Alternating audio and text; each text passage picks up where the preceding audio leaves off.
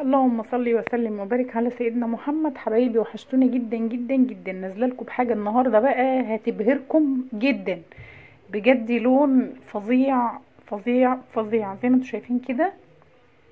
بس قبل ما نبدا الفيديو كده، اللي مش مشترك معانا في القناه يا ريت يشرفنا باشتراكه. طبعا اللوك اللي معايا النهارده، انا ما نزلتش فيديوهات من زمان وما نزلتلكوش حاجه، يعني بقى لي فتره. النفسيه كانت متدمره الحمد لله رب العالمين. فطبعا كل ما اكلم حد يقول لي والله وانا كمان مكتئب وانا نفسيتي وانا مش عارفه ايه. فالحمد لله رب العالمين، يعني مرينا بالمحنه، وشكرا لكل حد كلمني وشكرا لكل اصحابي وحبايبي اللي سألوا عليا الفتره اللي فاتت. بجد يا جماعة والله الواحد كان محبط جدا جدا جدا جدا. خلينا نتكلم على اللون بسرعة بسرعة بسرعة.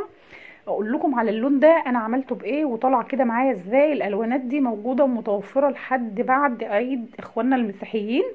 إيه، طبعا العيد يعتبر 7/1، فالعرض معايا ممتد لحد 10/1 ان شاء الله. من النهارده كده لحد 10/1. اللون عملناه ازاي؟ على شعر اسود. طبعا انتوا شفتوا اللون في الاول خالص خالص. احنا عملنا سحب لون كده طبعا بروسينال. سحبنا اللون ويبقى الاكسجين يا ريت يبقى ضعيف، يعني يبقى خفيف. اللون كل ما تفتحيه، يعني انت لو عايزاه زيتي زي ما احنا عملناه زيتوني كده، اللي هو الفاتح قوي، على حسب التفتيح هو اللي يعني بيحدد معاكي اللون التاني هيبقى عامل ازاي. طبعا انت لو عايزاه زيتوني فاتح بتتحكمي في التفتيح الاول، عايزاه زيتوني غامق بتتحكمي في التفتيح. زي ما انتم شايفين كده اللون طري ازاي، مع ان احنا عاملينه تفتيح. لازم اسحب لون يا جماعه، وخاصه الشعر لما يبقى معايا اسود لازم اسحب له لون. طبعا سحب اللون ما ينفعش باكسجين حامي عشان الشعر ما يهلكش معايا. شايفين اللون سحبناه ونشفناه وعامل ازاي؟ لون طري جدا وحلو جدا. بعد ما بنسحب له لون بنغسله كويس جدا ونيجي ننشفه استشوار، ونبدا نوزع عليه بقى اللون بتاعنا الرهيب الجبار اللي انا نازله لكم بيه النهارده. بجد اللون تحفه جدا جدا جدا وعجبها قوي قوي قوي، وبجد لون مميز. ولون مش اي حد طبعا بيعمل الالوانات دي، زي اللون الجري كده، اللون التلجي، الالوانات الجريئه دي مش اي حد بيعملها. بس الالوانات الحمد لله رب العالمين، يعني ديت يعتبر هي الاساسيات في الموضه. يعني الالوانات الجميله دي هي الاساسيات في الموضه، لان كلنا زهقانين من البنيات والحاجات التانية دي زهقانين منها. فقلنا نغير شويه، بما اننا نازل حاجات جديده قلنا نعرضها بقى وننزلها ونفجر القنبله ونقول لكم ان اللون ده عليه عرض جامد جدا جدا جدا. اللون حلو قوي ده. طبعا بعد ما حطينا الماده اللي هي اصلا اللي هتدينا اللون الزيتوني. انا وريتكم في سحب اللون الشعر كان عامل ازاي. في شعر ممكن يلقط معايا في 10 دقايق، وفي شعر ممكن يقعد معايا ربع ساعه على ما يلقط.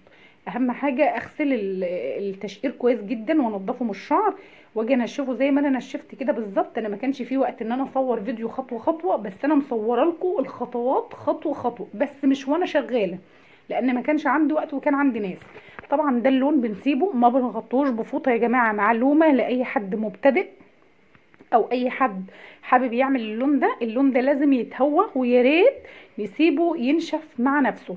ما نستعجلش عليه وننشفه استشوار. نصيحة لاي حد، هنشفه استشوار الفتلة هتبقى ناشفة وتالفة معايا. انا اسيب اللون يتشرب كويس جدا، الشعراية تاخد براحتها وقتها مع نفسها، مفيش عندي اي مشكلة. اسيب اللون يعني اللون ده بيقعد، لو الشعرة فاتحة بيقعد 35 دقيقة.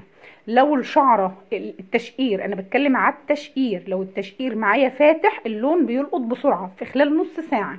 طيب لو التشقير معايا غامق اللون بيغيب شويه، ممكن يقعد عندي مثلا ساعه كده ولا حاجه.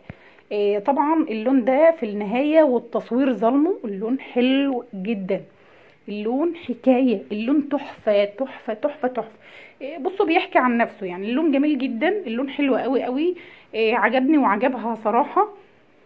اللون الشعرايه زي ما انتم شايفين كده بتتعمل استشوار، يا ريت ما تتعملش ليس، لان البيبيليس بعد الصبغه هتغير لي لون الشعرايه شويه. فاحنا عايزين اللون ده، يعني اللون الزيتوني ده في منه غامق في منه فاتح في منه يعتبر ما بين الوسط. ده كان اللون قبل ما هعمله بيبيليس او قبل ما هنشفه، وهو طري. شايفين الجمال؟ بس التصوير فعلا انا عارفه ان التصوير ظالم اللون، بس اللون جميل جدا. انا صورت لكم خطوه خطوه، يعني المفروض ان انا وانا بمنتج ده كان يبقى في الاول، بس معلش هو الفيديو ملخبط بقى. زي ما انتم شايفين كده اللون تحفه. جميل جدا جدا جدا. شايفين الطراوه؟ والله يا جماعه اقسم بالله ما مدهون اي حاجه. والتصوير كمان مش جايبه على الطبيعه، يعني التصوير كمان مش جايب اللون بحقيقته، يعني لان اللون احسن من كده بكتير. حتى انا جربت اصور بتليفون تاني برضو ما جاش مع اللون، بيكب كده، تحسوه يعني تحسوه زيتوني اللي هو بلمعه كده، مش زيتوني اللي هو زيتوني وخلاص، زيتوني غامق، لا الزيتوني الزيتوني. اللون حلو جدا. شايفين بقى اهم حاجه ان مفيش تلطيش للعامله او الزبونه، ما بقاش ملطشه الدنيا، ما تبقاش ودانها ووشها والكلام ده. شايفين بقى الجمال؟ شايفين الجمال؟ اللون والله العظيم ما مدهون اقسم بالله. شعر زي ما انتم شايفينها كده خفيفه وفيها فوليوم. بس انا مش عارفه لما بقرب، يعني انا صورت بفلاش اداني لون، وصورت في الضلمه كده اداني لون. اللون حلو قوي قوي وعجبني، جميل جدا جدا. وعليه عرض يا جماعه زي ما قلنا لحد يوم 10/1. لحد يوم 10/1. هنقول تاني، بلاش اللون لما احط عليه المادة اغطيه، عشان الفوطة بتاعة الصبغة بلاستيك بتعمل احتباس حراري للفروة، ممكن تعمل التهاب للفروة. يا ريت اللون يفضل مكشوف، يتهوى مع نفسه وينشف مع نفسه. تاني حاجة، بلاش ان انا انشف اي صبغة بالاستشوار، لان دي معلومة سيئة جدا ومعلومة مش صحيحة. بلاش ان انا الناس اللي بتعمل خصل او الناس، شايفين الجمال؟ شايفين؟ والله يا جماعة أمانة ربنا، هي ممكن تسمع الفيديو وتشوفه، أقسم بالله اللون أحسن من كده وأحسن من التصوير. إحنا حاولنا حتى قدامها وهي موجودة نصور بكذا تليفون، واللون مش هو الحقيقي. لون تحفة جدا جدا جدا جدا. إن شاء الله بإذن الله بإذن الله يبقى معايا حد كده، يعني انتوا عارفين إن أنا مش أي حد بصوره، يعني عشان احتراما للزبونة برضو أو العميلة اللي عندي.